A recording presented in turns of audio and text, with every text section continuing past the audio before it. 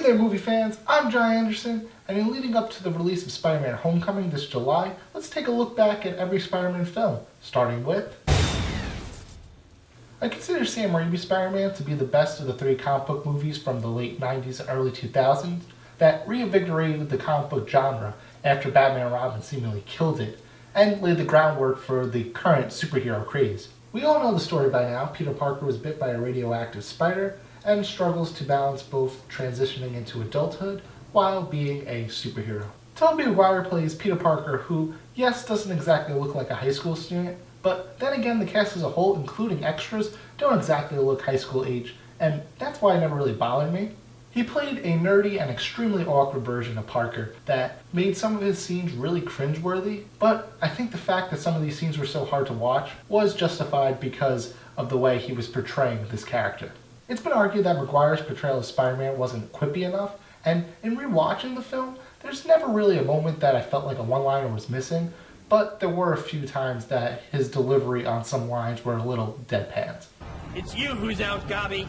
Out of your mind. Will Dafoe's portrayal of Norman Osborn and the Green Goblin was so comic booky and over the top, I loved every second of it. He balances the appropriate amount of menace and villainy, as well as humor and zaniness, that makes him a slightly sympathetic and fun antagonist. Yes, the Goblin suit looks like a Power Rangers outfit with a motorcycle helmet, and perhaps a more mask-like headpiece would have worked better, but again, that's an aspect that never really bothered me. Though it is a shame when his face is covered up by the mask, because when it's just a foe eating up the scenery, you can tell he's having a blast gobbling it up.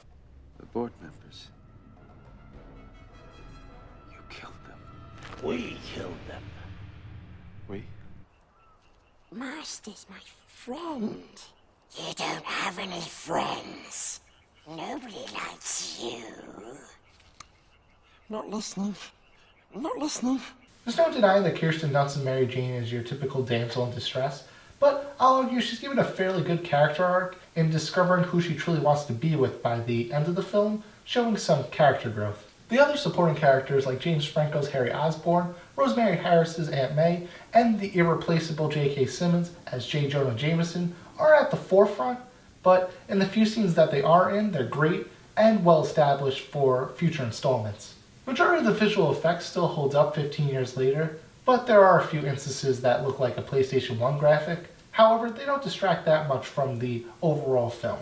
Danny Elfman adds an iconic score with his already impressive collection, and has become synonymous with the franchise. Now, Spider-Man was the first comic book film I saw as a kid, and it will always have a special place in my heart, but regardless of that fact, I think Spider-Man was able to be very comic booky and fun, but at the same time wasn't scared to be a little dark and a little bit violent, especially in that last action sequence.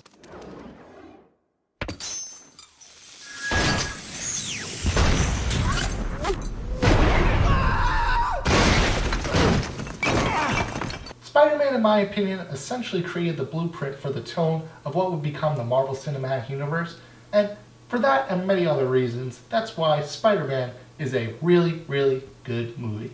And those are my thoughts on the original Spider-Man. Do you agree, disagree? Let me know down in the comments below. And be sure to join me next month when we look at Spider-Man 2. And be sure to click right here to see my review on Ben Affleck's Live by Night. And be sure to click here to look at my last series on Pirates of the Caribbean, Curse of the Black Pearl. And be sure to subscribe if you haven't already, and check out my social media links in the description below. And till next time, don't forget to watch some movies.